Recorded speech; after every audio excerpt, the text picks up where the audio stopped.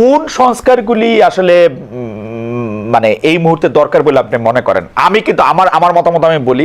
আমার মত হচ্ছে আপনারা একটা পলিটিক্যাল পার্টি করেন, পলিটিক্যাল পার্টি করে আপনারা যেহেতু জনপ্রিয়, আপনারা ইলেকশনে আসেন, এই মুহূর্তে ইলেকশন আসুক, আপনারা আরো 50 বছর ক্ষমতায় থাকেন, জনগণের ম্যান্ডেট নেই। এটা হচ্ছে আমার পজিশন।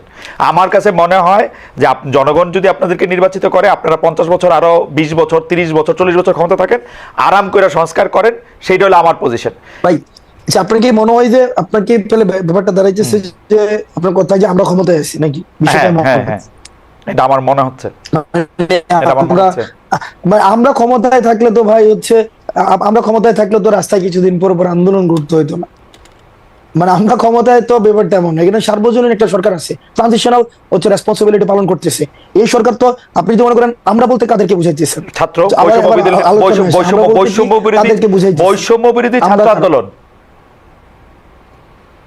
এই সরকার সবার এই গণঅভ্যুত্থানে যারা আসছিল সবার ঐক্যমত্যের ভিত্তিতে সরকার হয়েছে এবং তারা ট্রানজিশনাল রেসপন্সিবিলিটি পালন করছে। এই ব্যাপারটা এমন না যদি সরকার যদি মানে আমাদের সরকারই হইতো বা সরকার যদি আমারই হইতো, আমার কিছুদিন পর পর তো আন্দোলন করতে হইতো না। আমি তো নিজেই এই ধরনের রেসপন্সিবিলিটি আপনি কিছুদিন পর পর আন্দোলন করতেছেন, সেইটা দেখা তো আসলে অনেকে মনে করতেছে যে সরকারের সাথে আপনাদের একটা দূরত্ব আছে।